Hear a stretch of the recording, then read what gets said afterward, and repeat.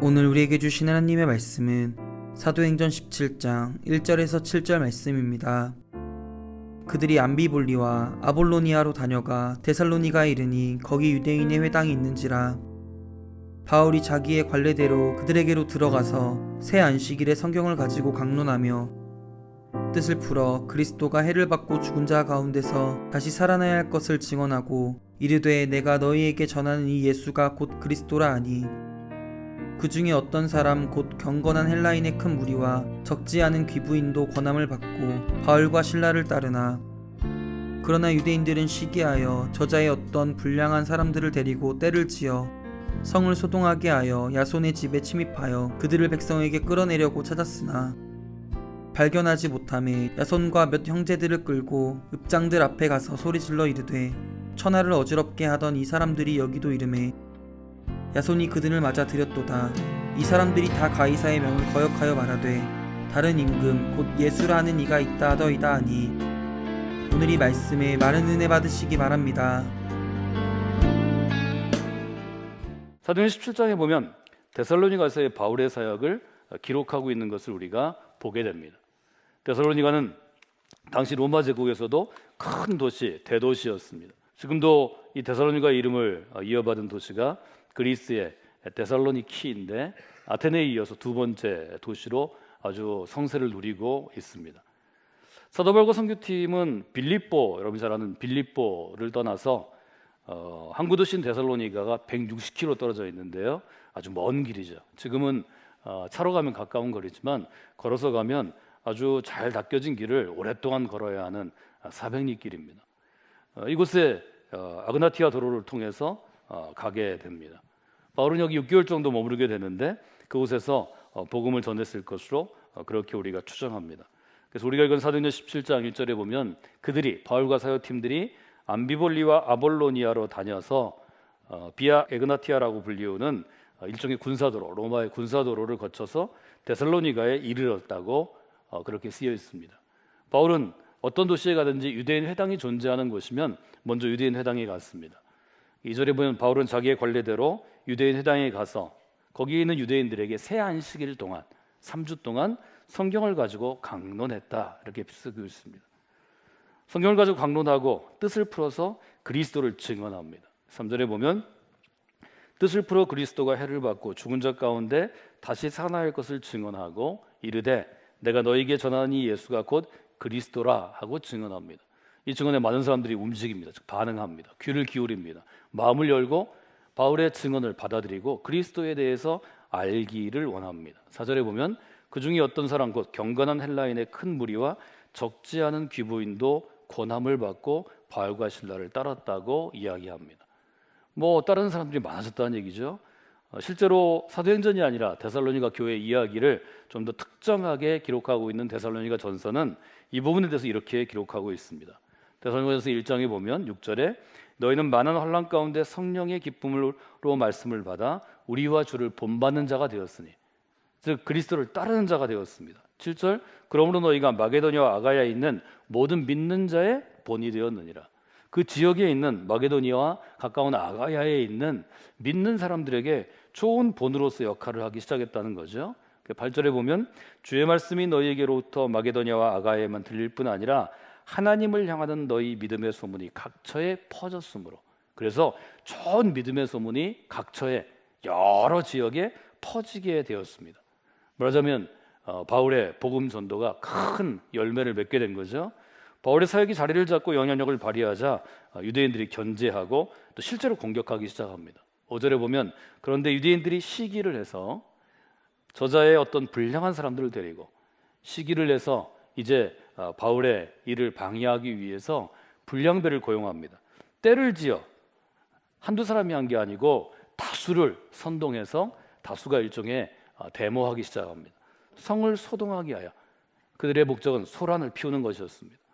로마 제국이 가장 신경을 쓴 것은 많은 사람들이 모이는 것이고 모여서 소란, 소동, 데모하는 것이었습니다.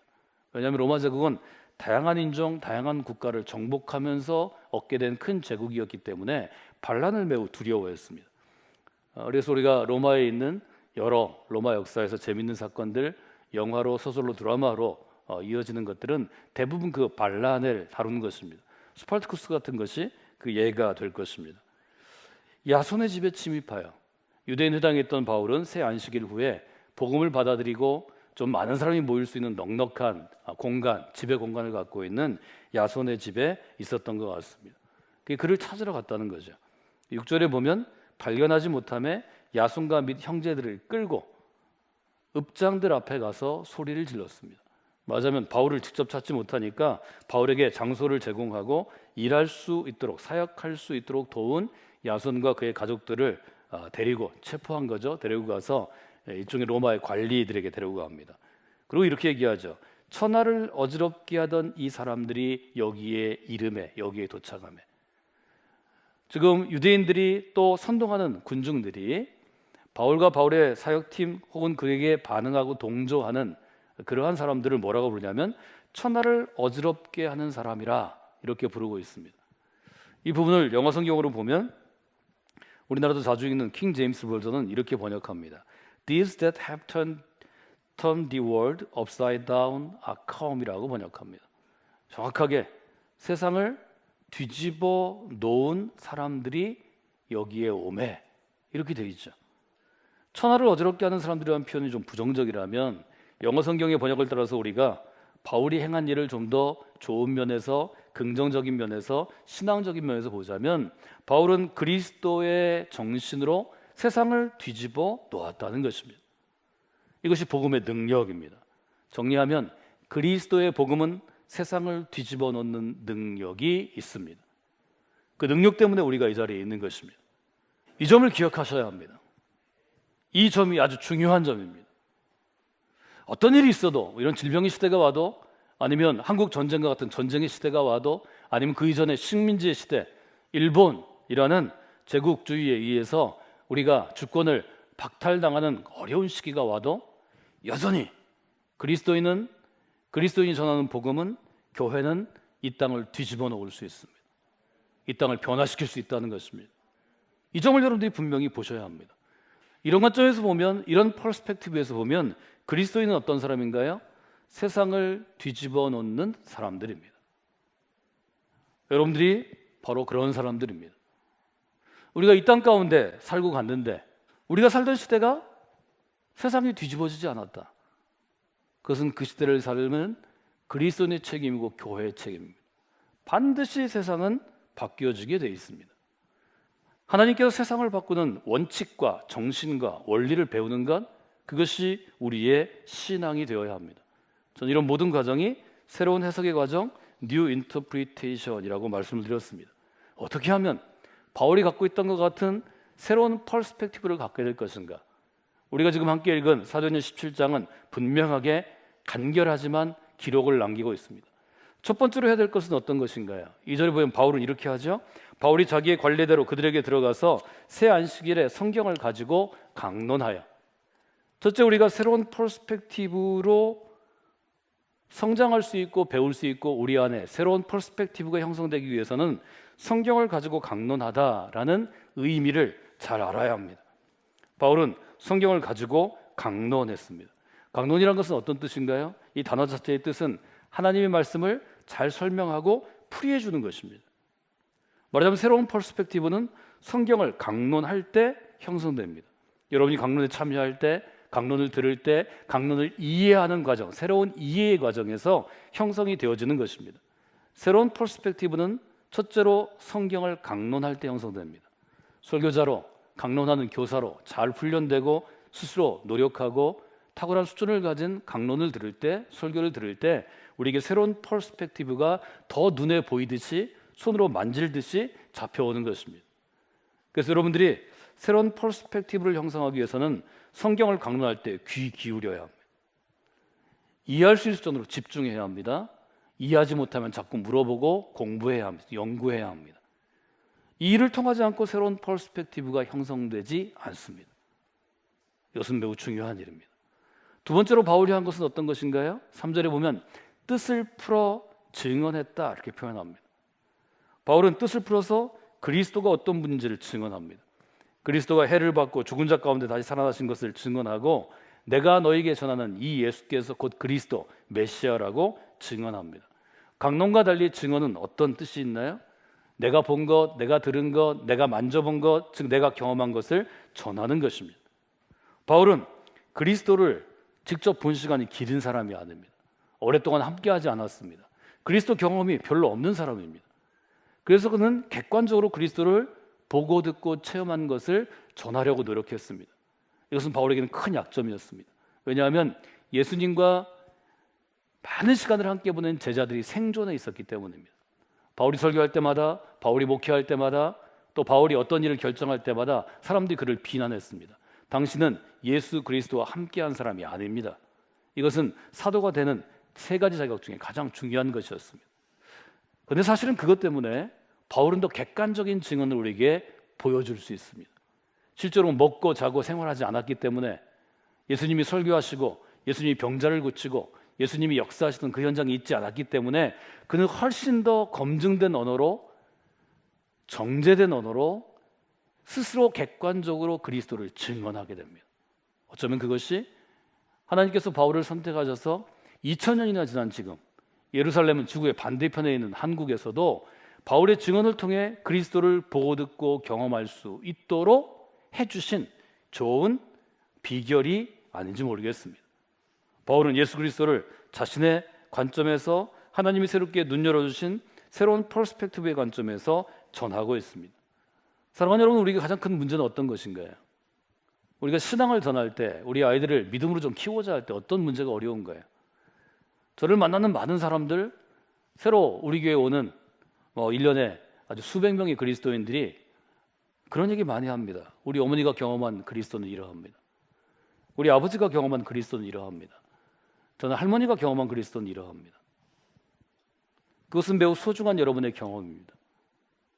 우리에게 중요한 것은 성경 속에 있는 그리스도를 강론하는 것이 기초가 물론 되어야 하지만, 부모님이 경험한 그리스도가 기초가 되어야 하지만, 이것에서 멈추면 바른 신앙인이 되지 못합니다. 계속해서 성경은 우리에게 도전합니다. 살아계신 성령의 역사는 우리를 도전합니다. 나 자신이 경험한 그리스도는 누구인가를 묻는 것입니다. 여름사역과 겨울사역을 제가 왜 중시하는지 여러분 아시나요? 우리가 최선을 할 수 있는 한을 향해서 프로그램이든 시간이든 우리의 노력이든 무엇이든 준비할 때 그리스도를 경험한 한 어린아이가 그 숫자가 늘어나기 때문입니다. 그리스도를 경험한 청소년 한 명이 더 늘어나기 때문입니다. 부모님이 경험한 그리스도가 하나의 인생을 구원하지 못합니다. 반드시 스스로 그리스도를 경험해야 합니다. 그리스도 안에서가 무엇인지를 스스로 경험하지 않고는 구원에 이룰 수 없습니다. 에스겔은 이것을 내 아비가 신포도를 먹었다고 해서 어떻게 아들의 입이 쉴 수 있겠냐고 물어봅니다. 사랑하는 여러분, 여러분이 경험한 그리스도보다 더 중요한 것이 이 아이가 자신이 경험한 그리스도입니다. 여러분, 무릎 꿇어 기도해야 합니다. 무릎 꿇는 것은 부족할 것입니다. 가슴을 찢어 기도해야 합니다. 그것도 부족할 것입니다. 피눈물을 흘리며 기도해야 합니다. 한 사람의 영혼이 구원을 받는 것은 이처럼 수많은 사람들의 기도와 헌신과 기대 가운데 이루어지기 때문입니다. 지금의 아이들이 성경을 붙잡고 강론하는 것에서 은혜 받아야 합니다. 변화를 받아야 합니다. 내가 경험한 그리스도를 증언할 줄 알아야 합니다. 그래야 2030년, 40년, 50년이 변하는 것입니다. 이 점을 여러분 분명히 봐야 합니다. 이 두 가지는 사도행전을 통해서 우리가 뽑아낼 수 있는 것입니다. 성경을 붙잡고 강론하는 것, 풀이해서 증언하는 것, 이것 외에 플러스 something이 있습니다. 세 번째가 있습니다. 우리는 그것을 데살로니가 교인들을 향해 쓴 편지에서 발견할 수 있습니다. 데살로니가서 2장 8절에서 바울은 데살로니가 도착해서 행한 일이 이 두 가지, 강론과 증언 외에 하나가 더 있다고 이야기합니다. 8절에 이렇게 기록하죠. 우리가 이같이 너희를 사모하여 하나님의 복음뿐 아니라 우리의 목숨까지도 너희에게 주기를 기뻐함은 너희가 우리의 사랑하는 자 됨이라. 위대한 복음의 전파를 결정하는 것은 그 일을 맡은 사람의 자세입니다. 어떤 자세인가요? 목숨을 내어주는 사랑입니다. 어쩌면 하나님께서 하나님을 경험하고 그리스도에게 헌신한 그리스도인 부모에게 한 어린아이를 맡기는 이유가 여기에 있는지 모르겠습니다. 타인을 향하여 목숨을 내어주는 사랑을 실천하는 것은 정말 쉬운 일이 아닙니다. 이건 너무 어렵고 힘든 일입니다. 그러나 이 땅의 모든 부모는 자기 아이를 위해서는 목숨을 내어주는 사랑을 배우지 않아도 실천하고 실현할 수 있습니다. 여러분의 자녀들이 걸어갈 신앙의 길에 관심을 갖지 않으면 이 세대는 신앙의 길에서 벗어나게 됩니다. 이것은 부모의 책임입니다. 강력하게 촉구합니다. 강력하게 도전합니다. 가정을 이루는 20대, 아이를 출생해서 어린 시절을 보내는 30대, 아이의 10대와 청년 시절을 보내는 40대의 부모들이요, 깨어나야 합니다. 정신을 차려야 합니다. 그리스도의 정신을 첫 번째 우선순위에 놓아야 합니다. 그것만이 세상을 뒤집어 바꾸어 놓을 수 있습니다. 거룩한 방향으로, 긍정적인 방향으로 바꿀 수 있습니다. 질병의 시대, 이 위기의 시대, 그저 그렇게 신앙생활하는 사람들이 떨어져 나가는 이 시대가 여러분이 진짜 그리스도인으로 세움받을 시기입니다. 하나님이 거룩한 기회를 주실 것입니다. 거룩한 기회를 품고 하나님께 나아가는 여러분들이 되시기를 주님의 이름으로 부탁을 드립니다.